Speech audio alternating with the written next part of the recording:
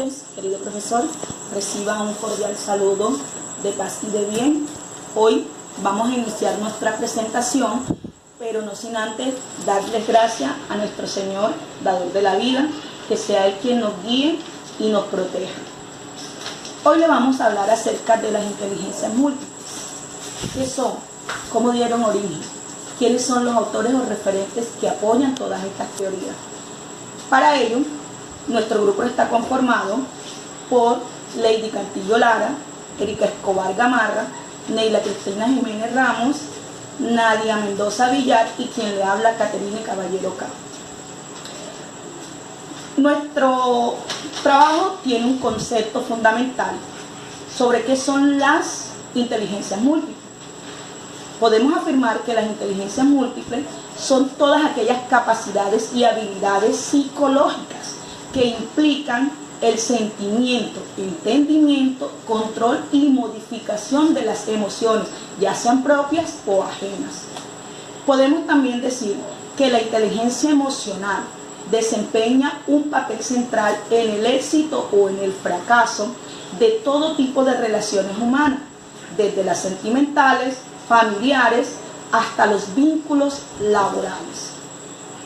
Una persona emocionalmente inteligente puede ser aquella capaz de tener el concepto de inteligencia emocional.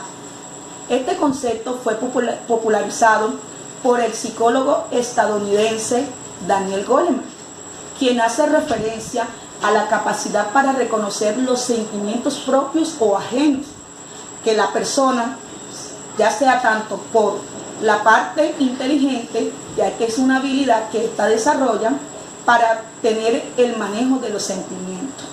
Podemos también decir que Goleman afirma que la inteligencia emocional implica 5 capacidades básicas para descubrir las emociones y los sentimientos propios, reconocerlos, manejarlos, crear una motivación propia y gestionar las relaciones personales.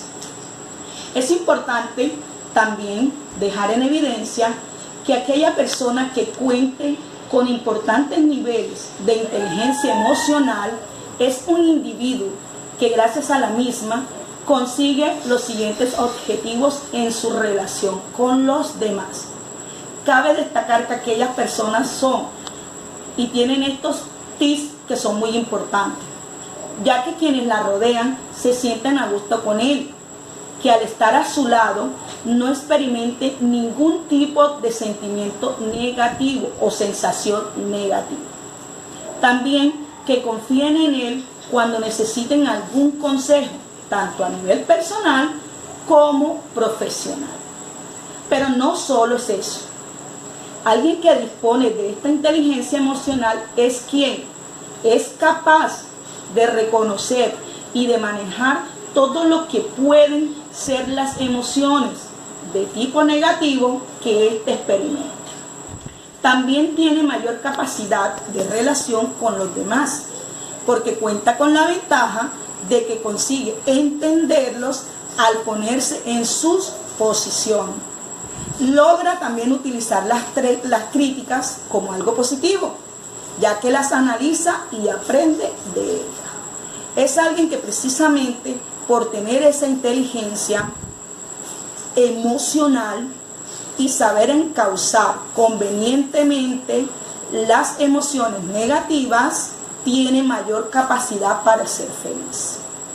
Cuenta con cualidades necesarias para hacer frente a las adversidades y contratiempos, para no venirse abajo, gestionar satisfactoriamente las emociones para lograr resultados positivos en sus relaciones con las demás.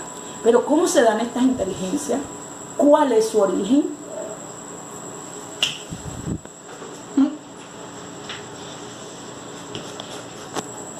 Mi nombre es Neila Cristina Jiménez Ramos y les voy a hablar del origen. Bueno, el origen empieza con Howard Gardner.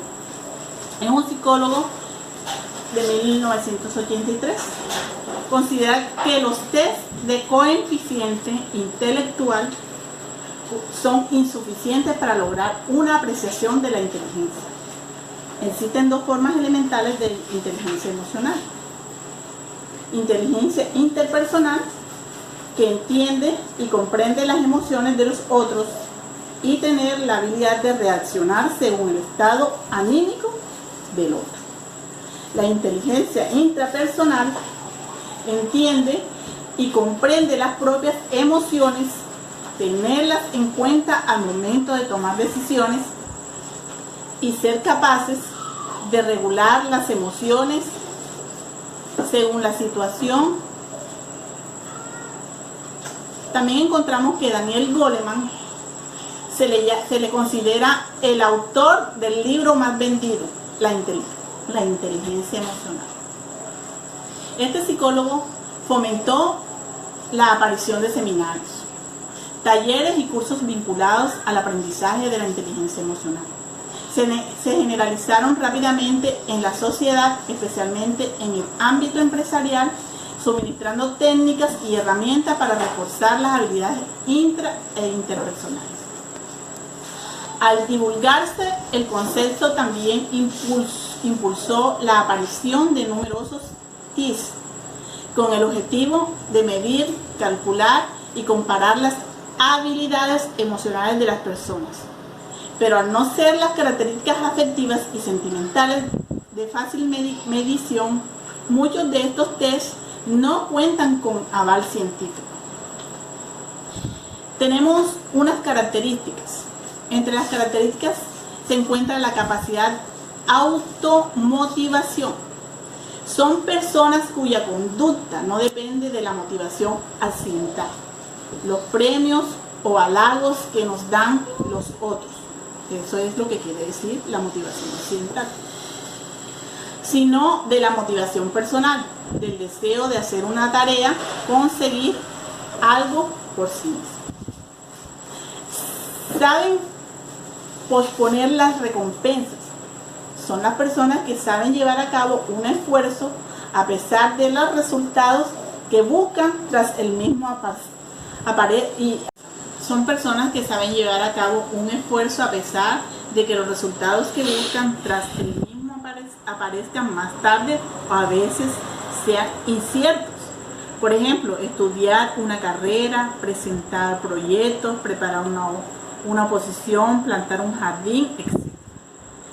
Controlan sus impulsos. Son víctimas de sus impulsos y decisiones tomadas en un momento puntual. Son reflexivos y saben valorar adecuadamente las diferentes alternativas. Toleran la frustración. No se rinden ni irritan fácilmente cuando no se ven cumplidos sus objetivos. Controlan sus estados emocionales. Sienten emociones como todos, pero saben regularlas para que no les causen problemas. Por ejemplo, cuando se enfadan, saben dejar de estar enfadados en lugar de enfrentar conflictos. Presentan adecuadas habilidades sociales, adoptan un estilo de comunicación asertivo en su relación con los demás y son personas empáticas. Ahora continuamos con los autores de esta inteligencia múltiple. Mi nombre es Nadia Mendoza y voy a decir cuáles son los más importantes autores acerca de las inteligencias emocionales. Como primera medida tenemos a Daniel Goleman. Él nos explica que las personas que no logran controlar su mundo emocional y que por lo tanto tienen un pobre desarrollo de su inteligencia emocional aumentan sus posibilidades de riesgo.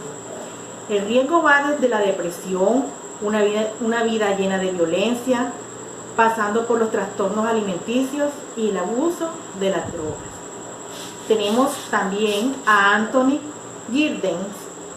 Dice que el desarrollo de las competencias para la comunicación emocional se constituye en una vía fundamental para ampliar las creencias que muestran actualmente las democracias occidentales.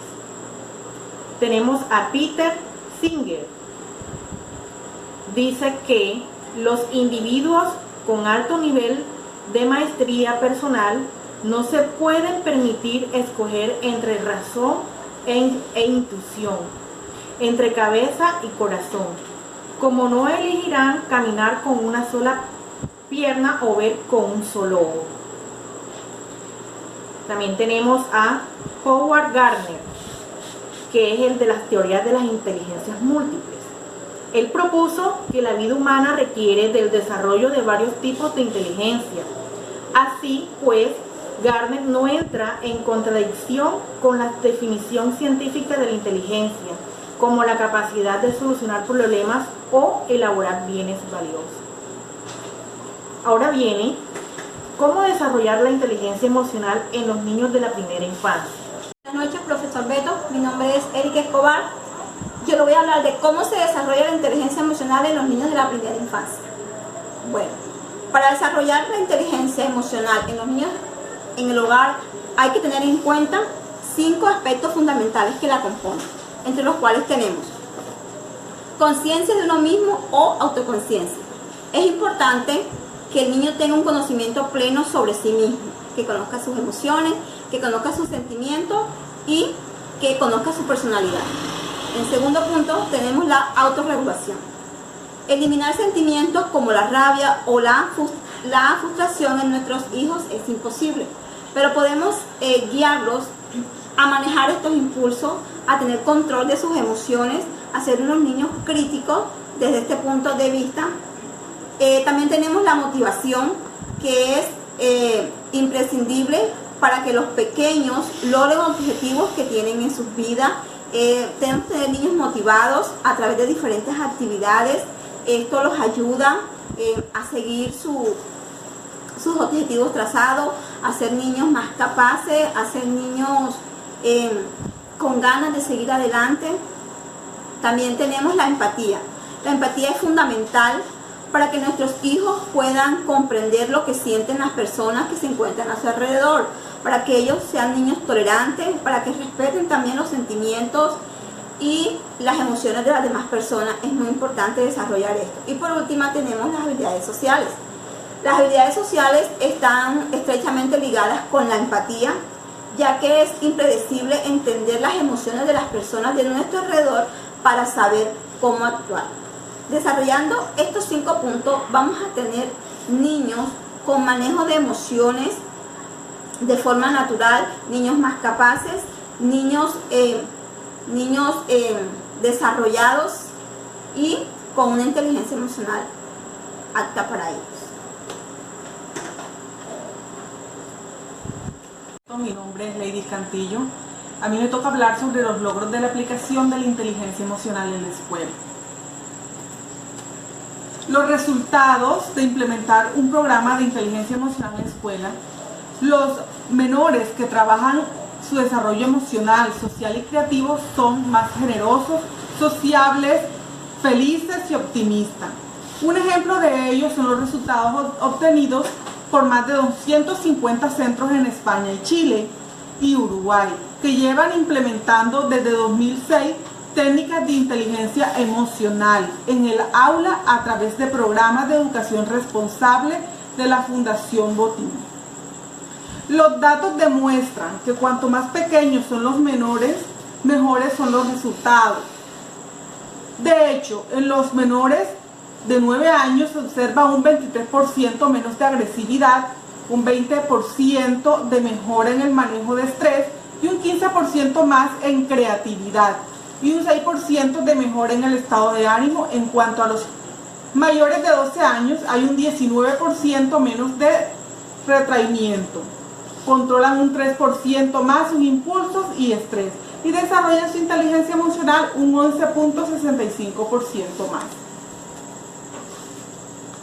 La empatía es la clave.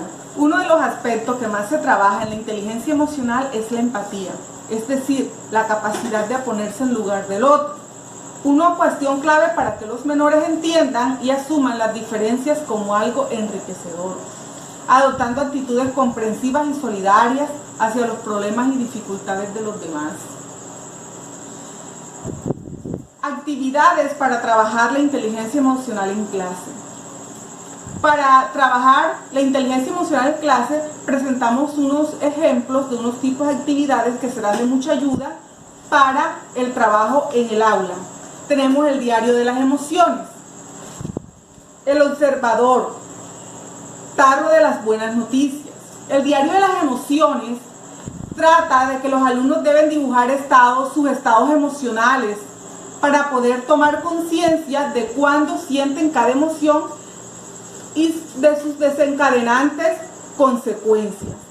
Esta actividad trata de que los estudiantes se den cuenta de sus estados de ánimo y de sus comportamientos en el aula de clase, que puedan ver desde un punto calmado cómo se comportaron en el aula de clase.